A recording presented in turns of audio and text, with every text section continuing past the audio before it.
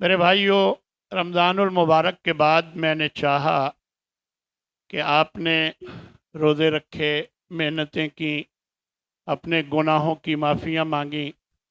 اب رمضان المبارک کے بعد ایک نئی زندگی کا آپ نے آغاز کرنا تھا، تو میں نے چاہا کہ چند بنیادی چیزیں آپ کے سامنے رکھ دوں۔ یاد رکھیں کہ عمل کی قبولیت کی 3 شرطیں ہیں۔ سب سے پہلی، عمل میں اخلاص ہو، یعنی صرف اللہ کے لیے ہو۔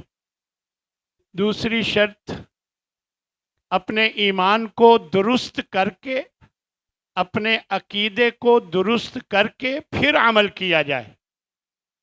اور تیسری شرط ہے کہ نبی صلی اللہ علیہ وسلم کے طریقے کے مطابق ہو۔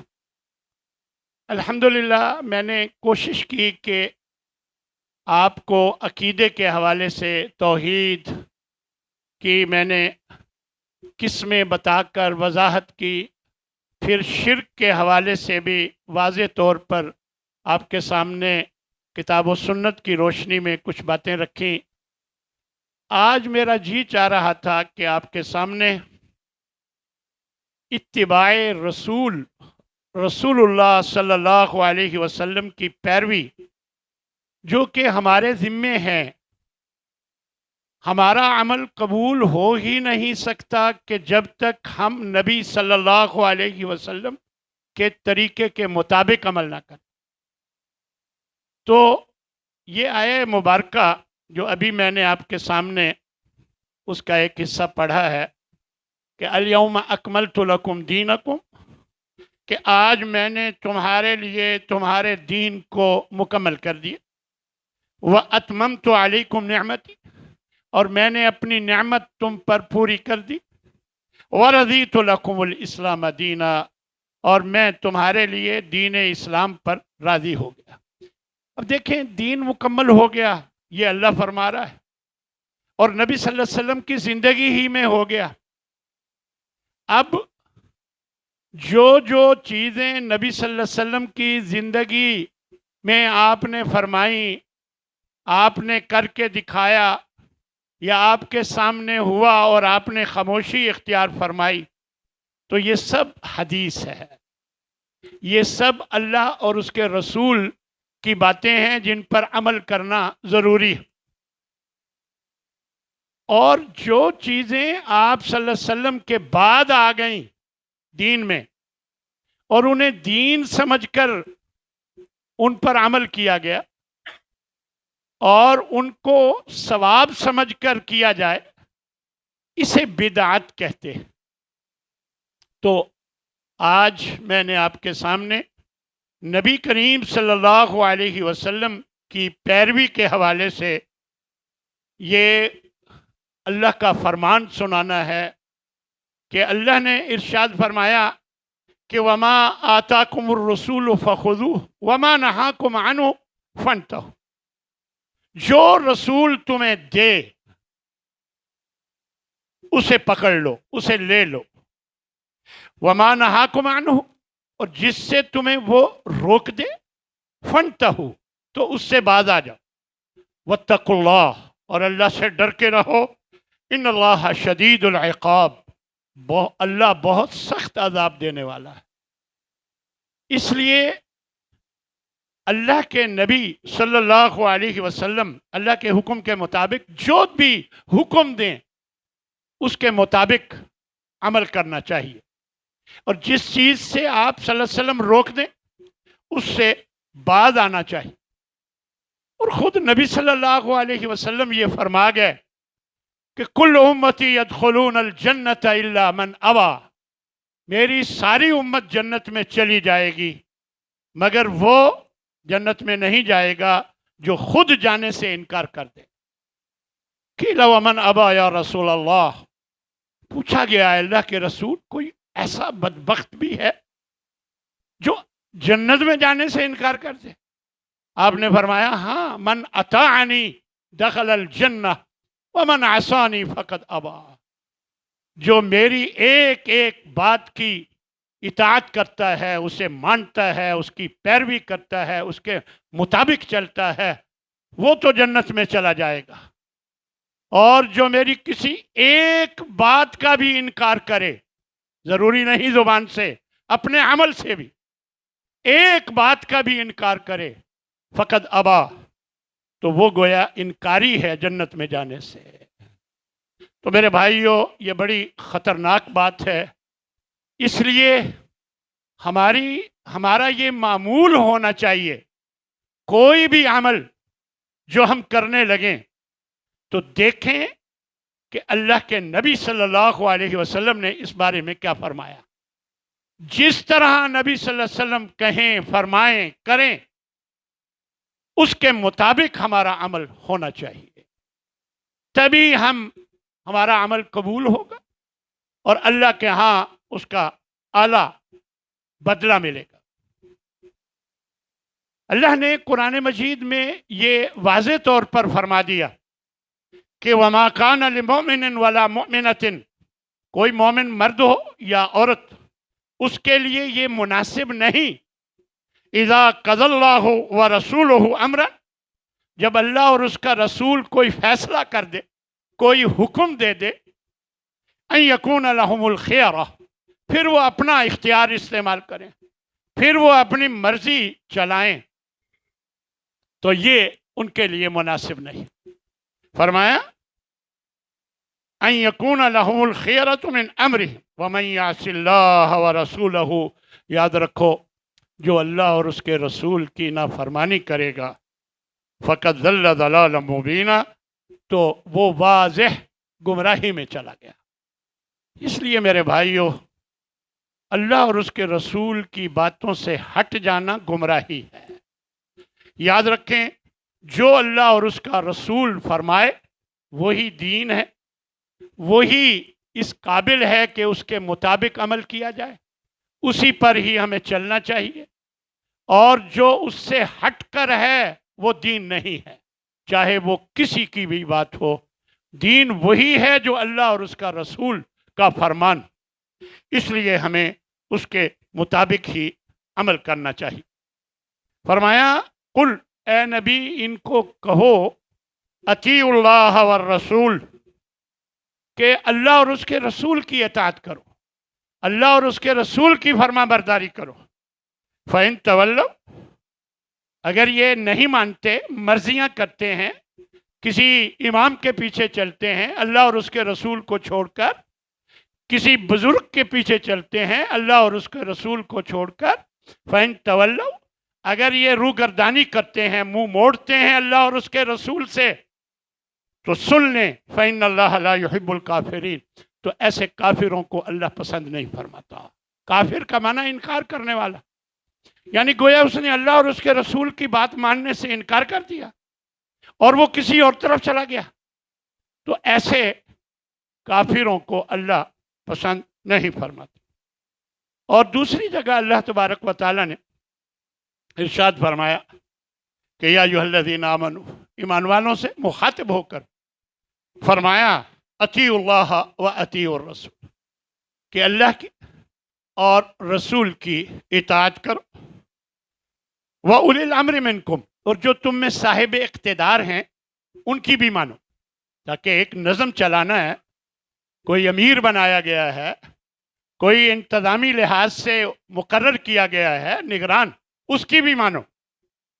وَإِن تَنَازَعْتُمْ فِي شَيْءٍ، ہاں کسی معاملے میں اگر اختلاف ہو جائے، اب دیکھیں اللہ کی بات میں کوئی اختلاف نہیں کر سکتا، اللہ کے رسول کی بات میں کوئی اختلاف نہیں کر سکتا، اولی الامر میں اختلاف ہو سکتا ہے، جو صاحب اقتدار ہیں ان کی بات میں اختلاف ہو سکتا ہے۔ فرمایا کہ اگر تمہارا کوئی اختلاف ہو جائے، فَرُدُّوهُ إِلَى اللَّهِ وَالرَّسُولِ، پھر اس بات کو اللہ اور اس کے رسول کی طرف لوٹا دو۔ دیکھو کہ اللہ کا قرآن اس بارے میں کیا کہتا ہے، اللہ کا نبی اس بارے میں کیا فرماتا ہے۔ جو اللہ اور اس کا رسول کہے اس کے مطابق چل، مان لو، چاہے تمہارے اپنے خلاف جاتا ہو، تمہارے رشتہ داروں کے خلاف جاتا ہو، اس کی پرواہ نہیں کرو، بس جب اللہ اور اس کے رسول کی بات آ جائے تو یقیناً اسی کے مطابق چلو، یہی دین ہے یہ اللہ تبارک و تعالیٰ نے واضح طور پر فرما دیا۔ تو میرے بھائیو، کتنی واضح بات اللہ تبارک و تعالیٰ نے یہ فرما دی کہ اگر اختلاف ہو جائے، ہو سکتا ہے، تو اللہ اور اس کے رسول کے مطابق دیکھو کہ وہ کیا فرماتے۔ اب دیکھیں، یہ اختلاف ابھی نہیں شروع ہوئے، یہ اختلاف پہلے دور میں بھی تھے، پہلے دور میں بھی تھے۔ نبی کریم صلی اللہ علیہ وسلم کی جب وفات ہوئی، سب سے پہلا اختلاف یہ ہوا کہ فوت ہوئے ہیں کہ نہیں ہوئے۔ حضرت عمر تلوار لے کر باہر نکل آئے اور فرمانے لگے، جو کہے گا کہ محمد فوت ہو گیا، میں اس کی گردن اڑا دوں گا۔ جذبات میں آ گئے، محبت کی اس قدر انتہا، اس قدر محبت کہ نبی صلی اللہ علیہ وسلم کا فوت ہونا سننا گوارا نہیں۔ حضرت ابوبکر صدیق نے دیکھا کہ یہ محبت میں، جذبات میں آ گئے، تو فوراً وہ ہمت کر کے آگے بڑھے اور فرمانے لگے، الا من کان یعبد محمدا فإن محمدا قد مات۔ سن لو، جو محمد کی عبادت کیا کرتا تھا تو محمد فوت ہو چکے۔ ومن کان یعبد اللہ، اور جو اللہ کی عبادت کیا کرتا تھا، فإن اللہ حی لا یموت، تو بے شک اللہ زندہ ہے، اسے کبھی موت نہیں آئے۔ اور پھر فرمانے لگے کہ اللہ نے قرآن مجید میں ارشاد فرمایا، انک میت وانہم میتون، کہ اے نبی، آپ بھی فوت ہونے والے ہیں اور یہ بھی فوت ہونے والے ہیں، اللہ کے ہاں آئیں گے، سارے فیصلے ہو جائیں گے۔ یہ اللہ نے قرآن میں فرما دیا۔ اور پھر ایک اور جگہ فرمایا کہ وما محمد الا رسول، کہ محمد تو اللہ کے رسول ہیں صلی اللہ علیہ وسلم۔ قد خلت من قبلہ الرسل، آپ سے پہلے بھی کئی رسول آئے اور گزر چکے، جیسے وہ گئے ایسے یہ بھی چلے گئے، یہ بھی جا سکتے ہیں۔ فَلَا أَفَإِن مَاتَ أَوْ قُتِلَ انقلبتم عَلَىٰ أَعْقَابِكُمْ، کیا بھلا اگر وہ فوت ہو جائیں یا شہید کر دیے جائیں تو کیا تم اپنی ایڑیوں کے بل پھر جاؤ گے؟ کیا تم اپنی ایڑیوں کے بل پھر جاؤ گے، دین چھوڑ دو گے؟ یاد رکھو، وَمَن يَنْقَلِبْ عَلَىٰ عَقِبَيْهِ، جو بھی اپنی ایڑیوں کے بل پھر گیا، فَلَن يَضُرَّ اللَّهَ شَيْئًا، وہ اللہ کا کچھ نہیں بگاڑتا، وہ اپنا ہی نقصان کرے گا۔ سَيَجْزِي اللَّهُ الشَّاكِرِينَ، اللہ شکر کرنے والوں کو اچھا بدلہ دیتا ہے۔ جب یہ آیتیں حضرت ابوبکر صدیق رضی اللہ تعالی عنہ نے پڑھی تو حضرت عمر کا جو وہ سخت کرختگی تھی، جو اس میں نرمی آئی، اور کہنے لگے، ابو بکر لگتا ہے ہم نے قرآن پڑھا ہی نہیں۔ یعنی جیسے ہی قرآن سنایا گیا تو وہ موقف جو غلط تھا اس سے باز آ گیا۔ اسی طرح دوسرا اختلاف یہ ہوا کہ آپ کو غسل کیسے دیا جائے۔ کچھ کہتے تھے کہ کپڑوں سمیت دیا جائے، کچھ کسی طرح اور۔ تو احادیث میں آتا ہے کہ اس دوران جب باتیں ہو رہی تھی کہ سب کی ٹھوڑیاں سینے سے جا لگی، یعنی مدہوشی سی ہوئی، اور پھر کیا ہوا کہ ایک آواز آئی، اغسلوہ علیہ ثیابہ، انہیں ان کے کپڑوں سمیت نہلاؤ، غسل دو۔ تو یہ طبقات ابن سعد میں یہ روایت موجود۔ تو اس طرح بات ختم ہو گئی، اختلاف ختم ہو گیا۔ اور اسی طرح پھر اختلاف یہ ہوا کہ دفن کہاں کیا جائے۔ کچھ کا خیال تھا کہ آپ مکہ میں پیدا ہوئے، وہاں انہوں نے پرورش آپ نے پائی تو وہاں دفن کیا جائے۔ کچھ کا خیال تھا جنت البقیع میں دفن کیا جائے۔ کچھ کا خیال تھا کہ منبر کے پاس دفن کیا جائے۔ اب اختلاف ہو گیا۔ اب کیا ہوا کہ حضرت ابوبکر صدیق رضی اللہ تعالی عنہ آگے بڑھے اور انہوں نے یہ بیان کیا کہ اللہ کے نبی نے فرمایا کہ ما مات نبی الا دفن حیث یقبض جہاں فوت کیا جائے نبی وہیں پر ہی دفن کیا جاتا ہے۔ تو جب یہ بات آ گئی تو سارا اختلاف ختم ہو گیا، اسی پر متفق ہو گئے۔ پھر اس کے بعد یہ اختلاف ہوا کہ آپ کی قبر کیسی بنائی جائے، کیونکہ دو قسم کی قبریں ہوتی تھیں، ایک لحد، ایک گڑھا اور پھر ایک طرف گڑھا، جیسا کہ آج کل ہمارے ہاں عموماً ہوتا ہے، اور دوسرا اس کو لحد کہتے تھے، اور دوسرا تھا شق، ایک گڑھا اور پھر درمیان میں ایک اور گڑھا، اور اس میں میت کو رکھا جاتا۔ تو اللہ کے نبی کی جب حدیث آئی کہ اللحد لنا والشق لغیرنا، کہ لحد ہمارے لیے ہے اور شق جو ہے وہ دوسروں کے لیے ہے، تو یہ بھی فیصلہ ہو گیا کہ آپ صلی اللہ علیہ وسلم کے لیے لحد بنائی جائے، سارا اختلاف ختم ہو گیا۔ اسی طرح اس کے بعد پھر اختلاف ہوا کہ خلیفہ کسے بنایا جائے۔ کچھ کہنے لگے انصاریوں میں سے ان کا حق ہے، کچھ بولے نہیں مہاجرین میں سے، اور کچھ نے کہا کہ نہیں ایک مہاجرین اور ایک انصار میں سے، اختلاف ہو گیا۔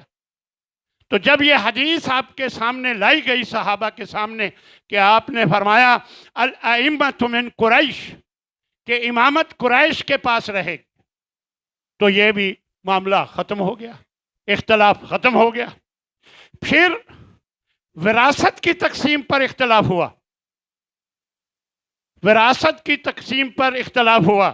ازواج مطہرات اپنا حصہ مانگنے آئی، حضرت فاطمہ نے الگ، حضرت عباس نے الگ۔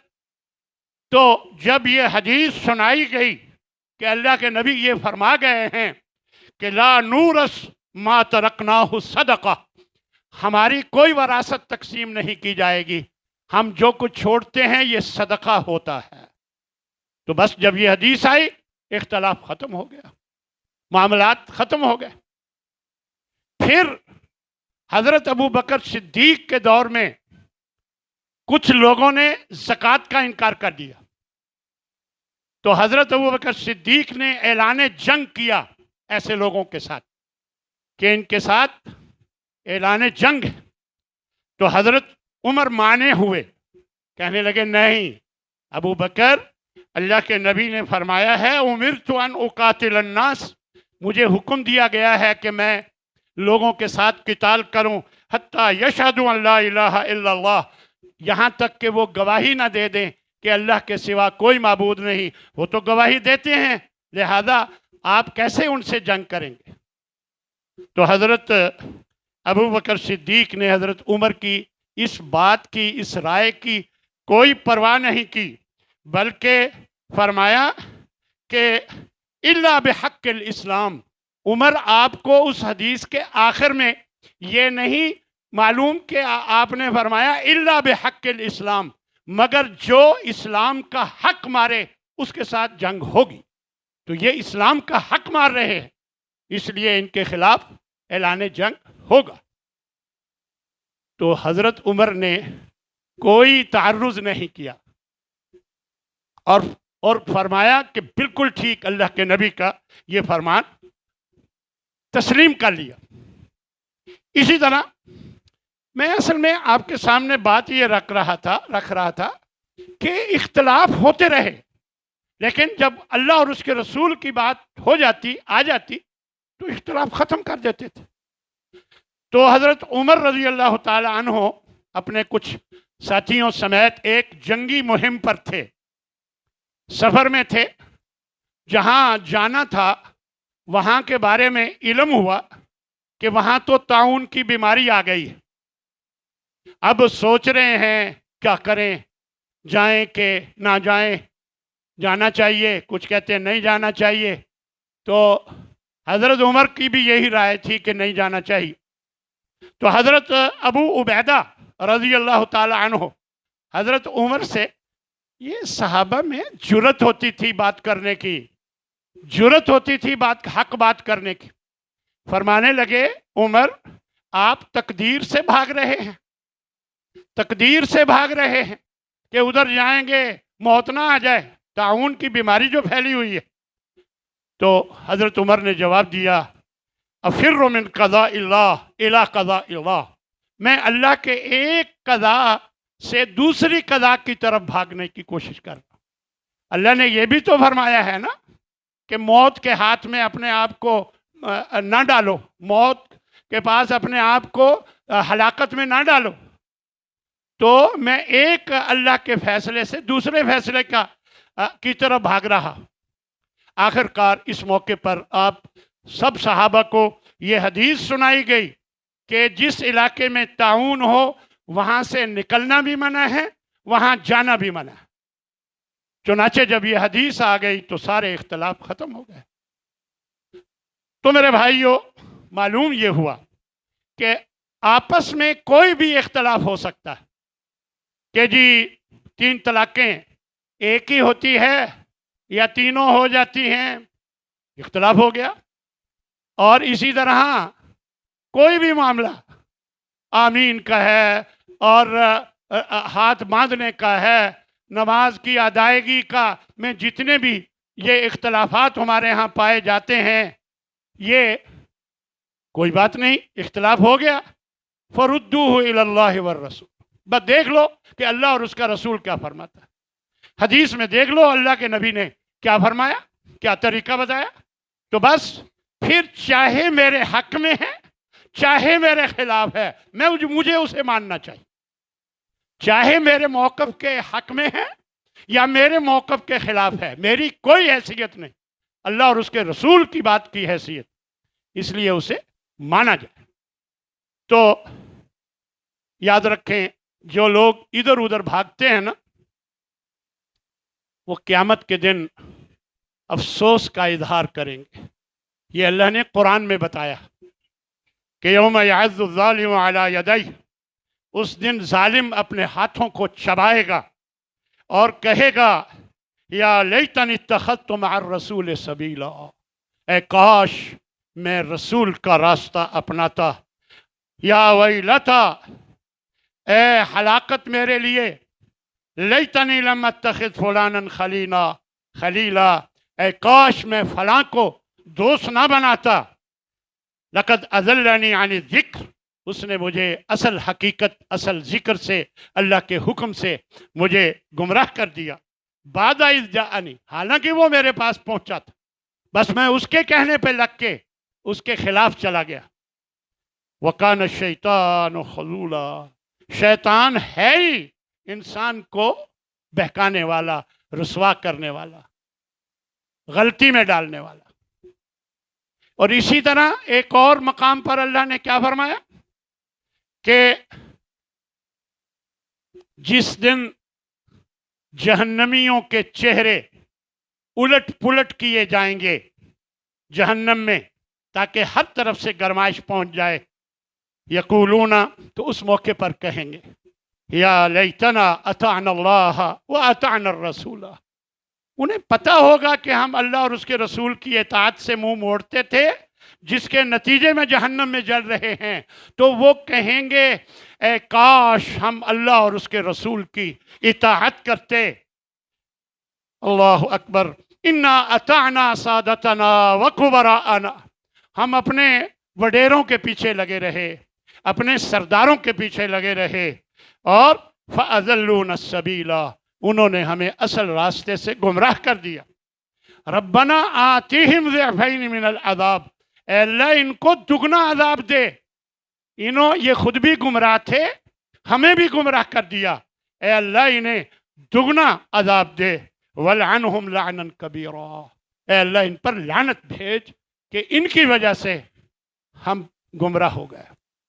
तो मेरे भाइयों, उस वक़्त का पछताना फ़ायदा मंद नहीं होगा। और याद रखें, नबी की मुखालफत का बहुत बुरा अंजाम। इबरत के लिए एक आध वाक़या होता है, उस वाक़े से ही हमें सबक ले लेना चाहिए। अल्लाह के नबी के सामने एक शख्स बाएं हाथ से खाना खा रहा था। अब साफ ज़ाहिर है कि मुनाफिक भी थे, मुसलमान भी थे, हर किस्म के लोग थे। मुनाफिक भी तो ज़ाहिरी मुसलमान ही होते थे, इर्द गिर्द होते थे आप सल्लल्लाहु अलैहि वसल्लम के। खैर, एक शख्स वो بائیں ہاتھ سے کھانا کھا رہا تھا، چودھری قسم کا آدمی تھا. تو آپ نے جب دیکھا تو آپ نے ٹوکا اسے، او بھائی دائیں ہاتھ سے کھاؤ. جی میں کھا نہیں سکتا. تکبر میں اپنی بے عزتی سمجھتے ہوئے تکبر میں اس نے یہ کہہ دیا کہ میں کھا نہیں سکتا. یہ تکبر میں نے اپنی طرف سے نہیں کہا، حدیث کے الفاظ ہیں ما منعہ الا الکبر. اللہ کے نبی کی بات ماننے سے جو چیز جس وجہ سے اللہ کی بات نہیں مانی وہ تکبر ہی تھا. یعنی تکبر نے ہی اسے اللہ کی نبی کی بات ماننے سے روکا تھا. خیر، تو اللہ کے نبی نے جب یہ سنا تو آپ نے فرمایا لستطعت، تو کھا بھی نہ سکے. تو روایات میں آتا ہے اس کا ہاتھ جہاں تھا، یہاں تھا، یہاں تھا، یہاں تھا، جہاں تھا وہیں رک گیا، پھر اپنے منہ تک کبھی نہیں اٹھا سکا. یعنی نبی کی مخالفت کا یہ انجام ہوا. تو ہم کتنے کاموں میں نبی کی مخالفت کرتے ہیں، نبی کی نافرمانی کرتے ہیں اور کہتے ہیں جی ہمارے اماموں کی بات ہے، ہمارے بزرگوں کا یہ قول ہے، ان کو نہیں پتہ چلا، تمہیں پہلے زیادہ پتہ چل گیا.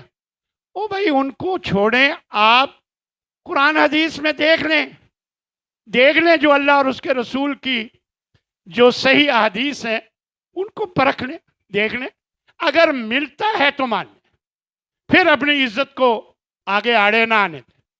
عزت کی وجہ سے اللہ کے نبی کی بات کو چھوڑ دیں کہ میری عزت خراب ہوگی، تو اس کی پرواہ نہ کریں. آپ کی عزت سے اللہ کے نبی کی عزت کہیں اونچی ہے، کہیں زیادہ ہے. ان کی بات ماننا شریعت ہے اور ان کی بات کا انکار کرنا کفر ہے. دیکھیں، میں اگر آج کہوں کہ میں امام ابو حنیفہ رحمہ اللہ کی نہیں مانتا، مجھ پر کوئی کفر کا فتویٰ نہیں لگا سکتا. میں کہوں میں امام شافعی کی بات نہیں مانتا، مجھ پر کوئی کفر کا فتویٰ نہیں لگا سکتا. لیکن اگر میں کہوں کہ میں اللہ کے نبی کی بات نہیں مانتا تو یہ پکا انسان انکار کرنے والا کافر بن جاتا ہے. یاد رکھیں، یہ فرق ہے نبی اور اماموں میں، یہ فرق ہے نبی اور اماموں کی بات. اماموں کی باتیں اس حد تک قابل قبول ہیں، اتھینٹک ہیں، مانی جائیں گی جب تک اللہ اور اس کے رسول کے حکم کے مطابق. جب ان کے مطابق نہیں ہیں تو ان کی یہ ججمنٹ ہے، ان کا یہ فیصلہ ہے، یہ شریعت نہیں ہے. اللہ اور اس کے رسول کی جو بات ہے وہ شریعت ہوتی ہے، یاد رکھیں.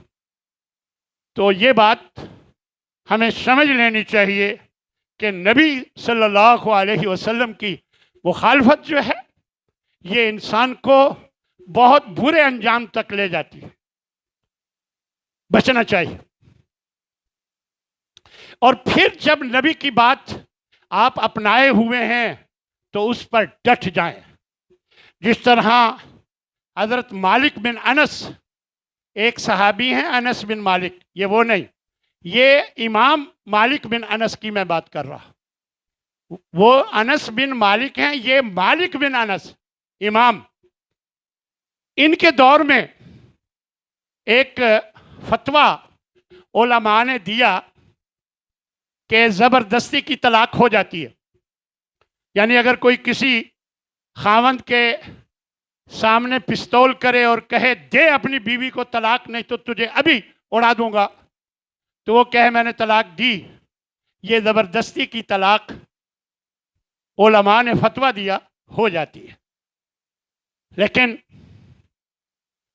احادیث کے مطابق یہ زبردستی کی طلاق نہیں ہوتی. اس وقت کے علماء نے فتویٰ دیا اور اس کی وجہ یہ تھی کہ اس وقت کا بادشاہ یا کوئی بڑا لیڈر کسی کی بیوی پہ قبضہ کرنا چاہتا تھا، جس وجہ سے اس کو ہاں میں فتویٰ چاہیے تھا. تو علماء ہر دور میں بکاؤ مل جاتے، چنانچہ فتویٰ دے دیا. امام مالک کے جب علم میں آیا تو انہوں نے فرمایا کہ زبردستی کی طلاق نہیں ہوتی، زبردستی کی طلاق نہیں ہوتی. اب حکمران ہوتے ہیں، انہوں نے حضرت مالک کو گدھے پہ سوار کیا، منہ پر کالک ملی اور بازاروں میں پھرایا، اور وہ جس چوراہے پر وہ جا کر رکتے تھے فرماتے تھے من یعرفنی فقد عرفنی، جو مجھے جانتا ہے سو جانتا ہے، ومن لم یعرفنی فانا مالک بن انس، اور جو نہیں جانتا میں مالک بن انس ہوں۔ میں اب بھی کہتا ہوں کہ زبردستی کی طلاق نہیں ہوتی، یہ ہے ڈٹ جانا۔ پھر پرواہ نہیں کرنی چاہیے کہ لوگ کیا کہیں گے۔ جب اللہ اور اس کے رسول کی بات آپ اپنائے ہوئے ہیں تو اس پر ڈٹ جانا ضروری ہے۔ اس لیے میرے بھائیوں یاد رکھیں کہ لا یؤمن احدکم حتی اکون احب الیہ من والدہ وولدہ والناس اجمعین۔ فرمایا تم مومن نہیں بن سکتے جب تک تم جو کچھ سب سے زیادہ مجھ سے محبت نہ کرنے لگ جاؤ، اپنے ماں باپ سے بھی زیادہ، اپنی اولاد سے بھی زیادہ، سب لوگوں سے زیادہ جب تک مجھ سے محبت نہ کرو تو تم مومن نہیں ہو سکتے۔ تو میرے بھائیوں میں سمجھانا چاہتا ہوں کہ اللہ کے نبی کی محبت جو ہے یہ ایمان کا حصہ ہے۔ جس کے اندر نبی کی محبت نہیں اس کے اندر ایمان نہیں ہے۔ لا یؤمن احدکم، یہ ایمان کا حصہ ہے۔ سب سے پہلی بات ہمیں یہ سمجھ لینی چاہیے، اور پھر یہ بھی ذہن میں رکھیں اللہ کے نبی کے ساتھ محبت کا جو فائدہ ہے اللہ دنیا میں بھی دیتا ہے اور آخرت میں بھی دے گا۔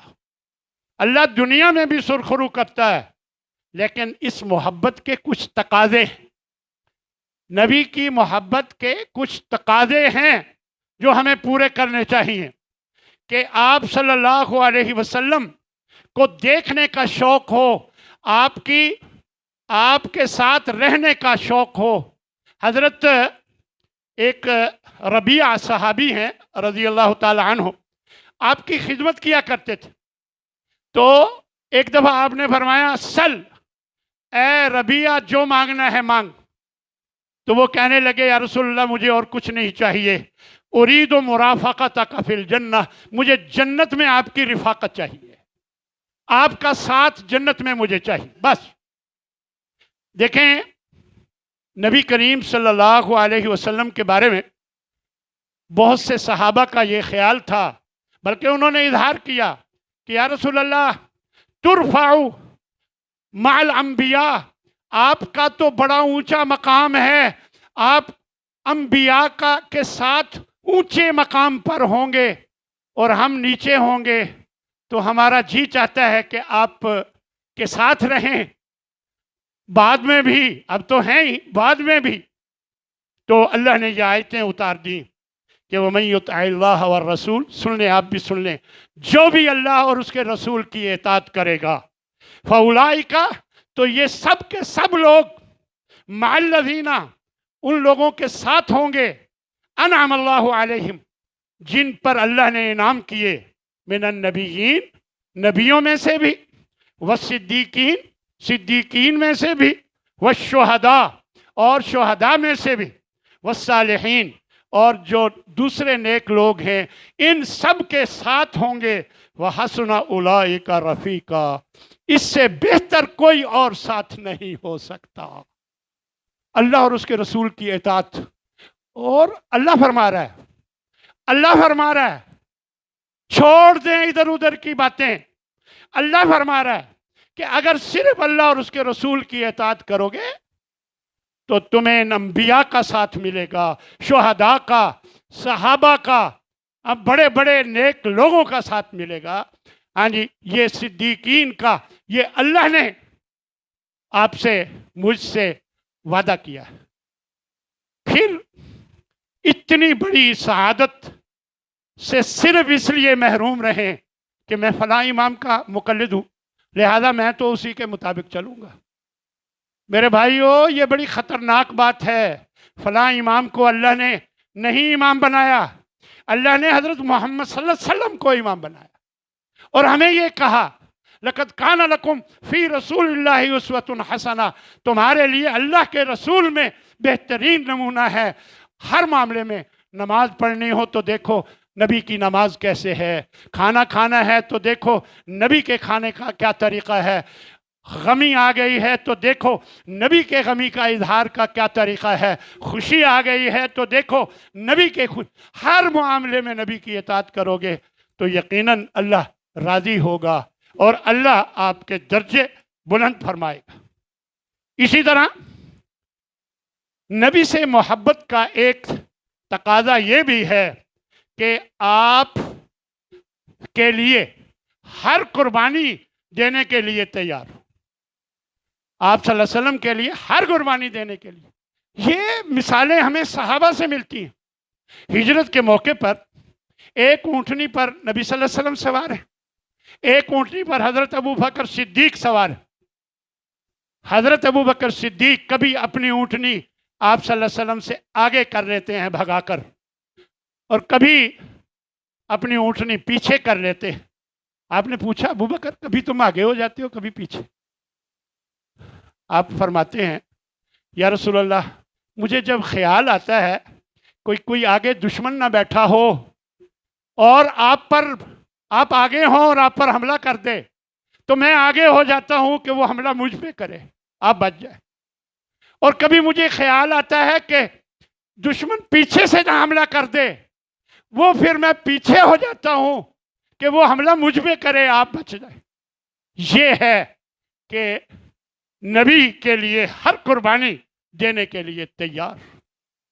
غار میں پہلے آپ گئے، حضرت ابوبکر صدیق صفائی کی، سارے بل بند کیے، ایک بل کپڑا باقی نہیں تھا، اپنی چادر پھاڑ پھاڑ کے سارے سوراخ بند کیے، لیکن ایک بل پہ ایڑی رکھ کر آپ نے آپ صلی اللہ علیہ وسلم کو بلایا کہ آپ تشریف لے آئے۔ اس میں کسی موذی جانور نے جب کاٹا آپ صلی اللہ علیہ وسلم کے آپ سر مبارک حضرت ابوبکر کی ران پر رکھے ہوئے تھے، سوئے ہوئے تھے، لیٹے ہوئے تھے، تو جب موذی جانور نے اس ایڑی پہ کاٹا تو درد کی ہلے نہیں کہ نبی کو تکلیف نہ پہنچے، اور درد کی وجہ سے آنکھوں سے آنسو نکل آئے۔ جب آپ کے چہرے پہ وہ آنسو پڑے تو آپ اڑ گئے۔ تو یہ محبت تھی نبی صلی اللہ علیہ وسلم کے ساتھ صحابہ کی، اور ہر قربانی دینے کے لیے تیار۔ اسی طرح آپ کے لیے ہر فرمان جو آپ فرمائیں سر تسلیم خم، اپنے سر کو نیچے کر دیں کہ اللہ کے نبی نے فرما دیا، اللہ کے نبی نے فرما دیا۔ دیکھیں شراب ابھی حرام نہیں ہوئی تھی، حضرت ابو طلحہ کے گھر میں شراب کا دور چل رہا تھا۔ ایک آواز سنائی دی کہ کوئی منادی کر رہا ہے، کہنے لگے دیکھو کیا آواز آ رہی ہے، تو غور سے سنا تو پتہ چلا کہ شراب حرام ہو گئی۔ اب جن کے منہ میں تھی باہر نکال دی، یہ نہیں کہ اب آخری دفعہ پی لیں، جن کے گلاس میں تھی وہ انڈیل دیا، جتنے بھی برتن شراب سے بھرے ہوئے تھے سارے انڈیل دیے، پوری گلیاں مدینہ کی شراب سے بھری پڑی تھی۔ یہ ہے کہ جب نبی کا فرمان آ جائے فوراً عمل کرنا۔ اب دیکھیں نا، ہم اگر کوئی کہے جی کہ آج کے بعد یہ نہیں کرنا، تو میری ساری کوشش ہوگی کہ آج میں کر ہی لوں، تو کل سے نہیں کرنا نا۔ لیکن اللہ کے نبی کی بات جب آ گئی، پھر یہ نہیں دیکھا کہ منہ کے اندر ہے، اندر ڈالنے اڑیلنے، نہیں، باہر نکال دی۔ تو میرے بھائیوں، یہاں سے یہ معلوم ہوتا ہے کہ نبی سے محبت کا یہ تقاضا ہے کہ آپ کی ہر بات پر، آپ کے ہر فرمان پر اپنے سر کو نیچے کرتے ہیں، فوراً مان لیں۔ اور آخری بات، نبی سے محبت کا جو تقاضا ہے کہ جس دین کے لیے آپ نے محنت کی اس دین کے لیے ہم بھی محنت کریں، یہ محبت کا تقاضا ہے۔ تو اس لیے میرے بھائیوں، اب کوشش یہ کریں، ساری بات کا خلاصہ یہ ہے کہ ہمارا ہر عمل اللہ اور اس کے رسول کے حکم کے مطابق ہو۔ ہمارا ہر کام یہ نہ دیکھیں لوگ کیا کہیں گے، یہ نہ دیکھیں کہ میرے ماں باپ کیا سمجھیں گے، کیا کہیں گے، اللہ اور اس کا رسول راضی ہوگا، یہ بہت بڑی بات ہے۔ اللہ مجھے بھی اور آپ سب کو اس کی توفیق عطا فرمائے۔ وآخر دعوانا ان الحمد للہ رب العالمین۔